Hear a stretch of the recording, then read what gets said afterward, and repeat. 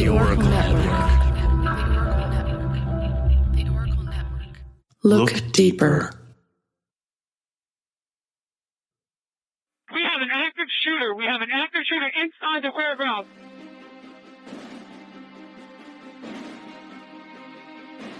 Welcome to Active Shooter, a podcast that covers the whys, the hows, and the aftermath of active shooter and mass casualty events.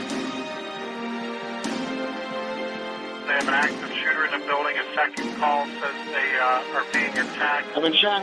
16910 means we got shots fired. 4:15 at Route 291. Sounded like an automatic firearm.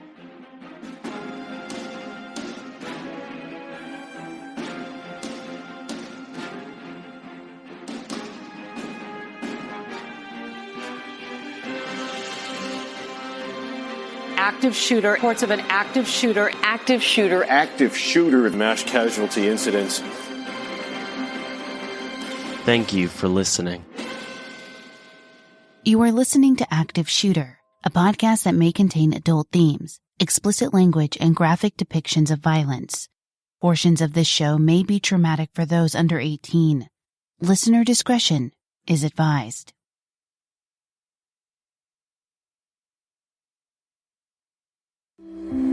This is an NBC News special report.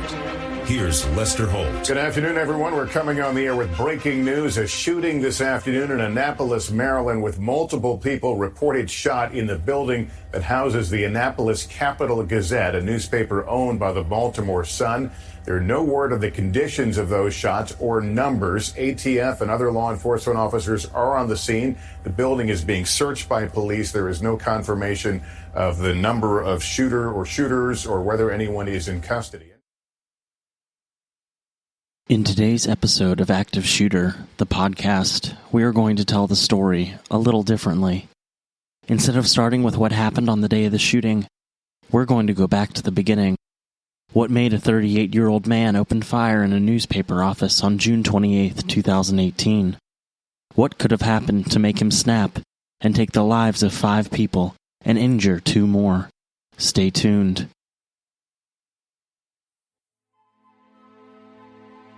Active Shooter the podcast is a High Five Holly production, and I'm your host, JT.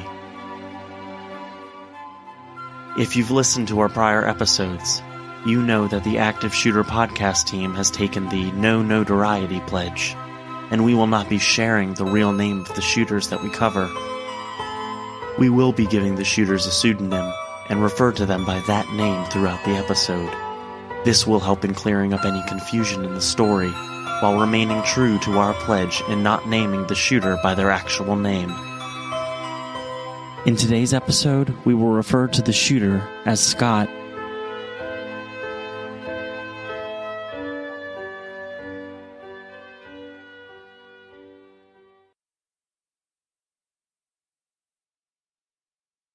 Sometime back in the year 2009, Scott decided to reach out to an acquaintance that he had known from high school. It wasn't some long-lost high school crush or even an old friend. The woman that Scott reached out to couldn't even remember who he was until she looked back into an old yearbook and recognized his face. She didn't really remember anything about the guy who was contacting her. Scott had emailed her from his college email address, and in his message said that he just wanted to say hello and see how she was doing. He told her that she was the only one in high school that ever paid attention to him, or even said hello. The woman, who we aren't naming for her own privacy, was cordial with him and asked how he was doing. She did feel bad for him, after all. He was such a loner in high school. The messages continued, and Scott disclosed to her that he was having some issues in his personal life, and the woman suggested he go see a counselor. The messages didn't stop there. However, seemingly out of nowhere, the messages became very hard to understand. Some of the emails were very nice and just normal chatting between old classmates, while others were very rude and harassing. At one point, he even tried to convince her that it was her fault that he was unhappy with his life. He would continuously play the victim and ask for help, and when she would suggest he needed professional help in the form of a counselor, he would become furious with her for not opening up to him. Finally, in April of 2010, The woman told Scott he needed to stop contacting her.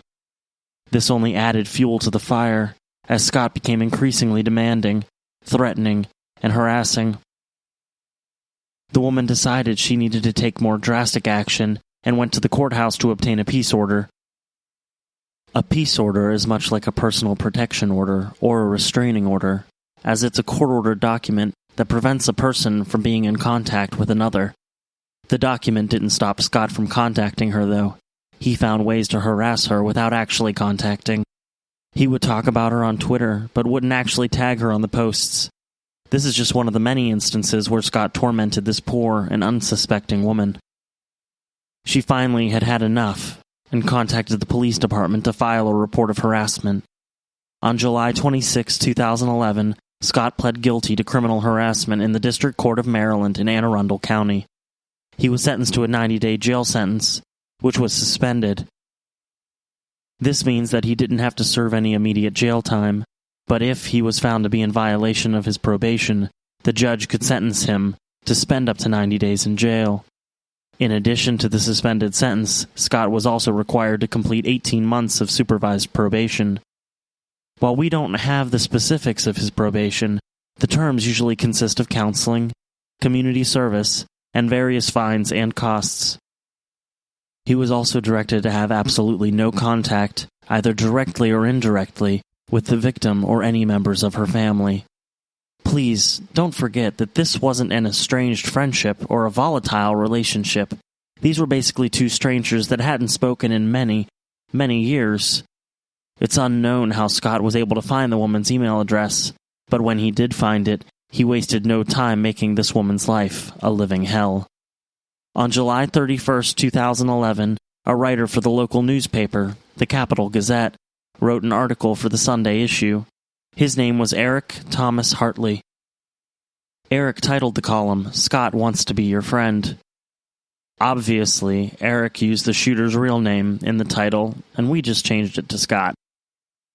The article explained the victim's story and experience with the shooter. While there was no real personal information in the article, it still infuriated him. His criminal file was public record under the Freedom of Information Act, and a copy could have been obtained by anyone. Scott stopped contacting the woman, but it didn't last. In January, the emails started again, and they had only gotten worse. Again, the woman contacted police, but that didn't deter Scott from continuing to try and ruin her life. He had emailed her supervisor at a local bank that she worked at, and then would later call him. While it isn't known what the exact conversation was, the woman was put on probation and then laid off a few months later. While the woman can't prove that Scott's actions were a direct result of her being laid off, she does believe that this is what happened. She was again able to get a peace order. Actually, she was able to obtain a total of 3 orders over the course of Scott contacting her. While the email started to slow down for the woman, Scott was still trying to clear his name.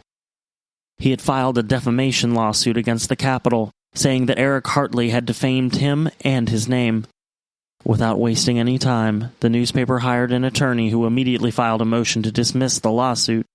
The judge who presided over the case, Judge Jonas Legum, called the case, quote, rather bizarre, as he dismissed the suit due to the fact that Scott couldn't point out a single thing in the article that wasn't true, nor could he explain exactly how the article had harmed him. 1 week before the deadline to appeal to the judge's decision, Scott filed an appeal to try and reverse the decision. This appeal was also denied. In fact, Scott continued to appeal decisions until the case reached the second highest court in the state of Maryland. Once it got to that point, the judge wrote an opinion that stated he didn't feel Scott had learned his lesson. Scott was mad. Really, really mad. Eric had written in the article that Scott was rambling in his emails to the woman, and Scott took this as saying Eric was implying that he had a mental illness. He continued to be enraged.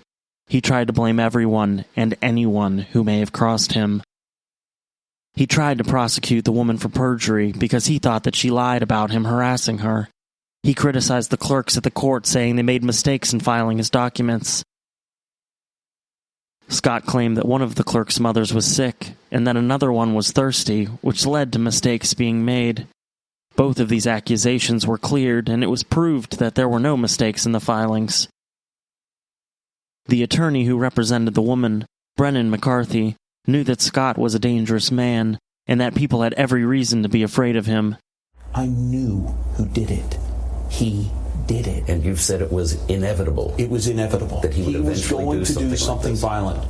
The only question was, who would he get first? His Twitter page became absolutely quiet in January of 2016, until June 28, 2018, when he posted one last tweet. It read, quote, "Fuck you. Leave me alone." This was posted just hours before he took the lives of 5 innocent people.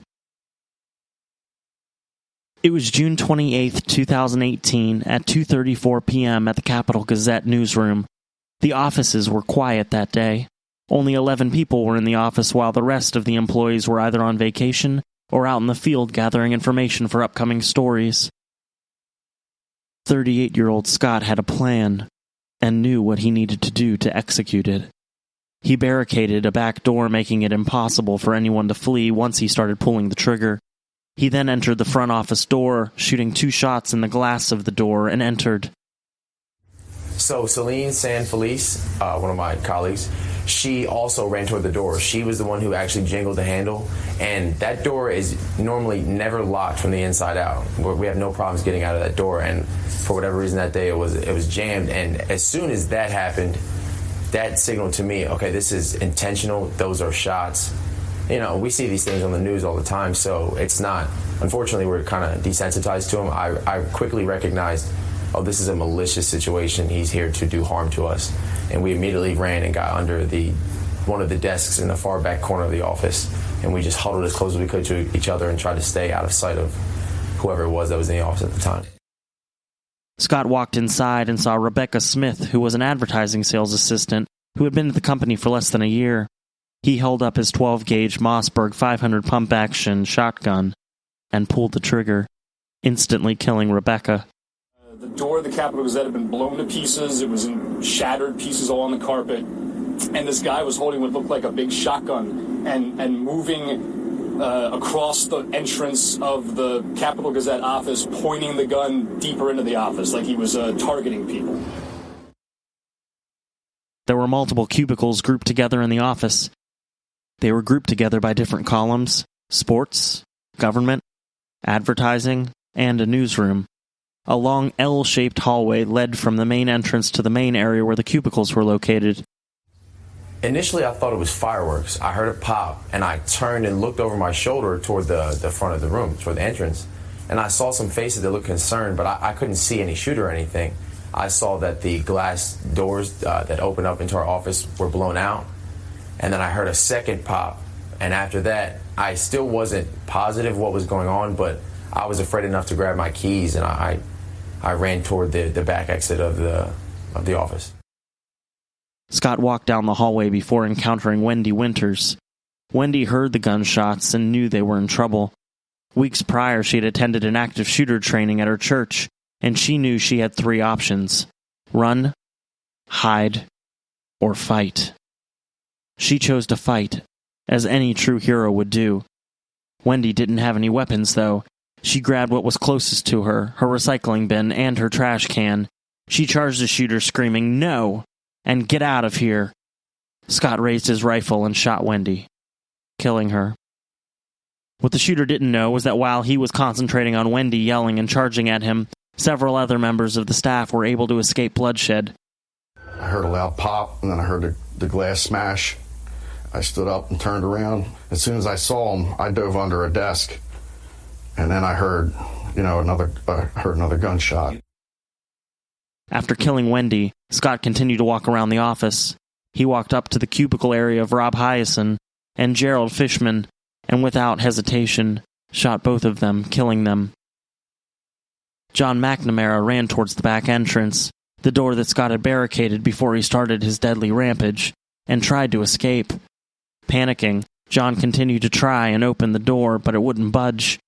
Before he could think of any place to hide, Scott walked up to John and shot him. He also died instantly.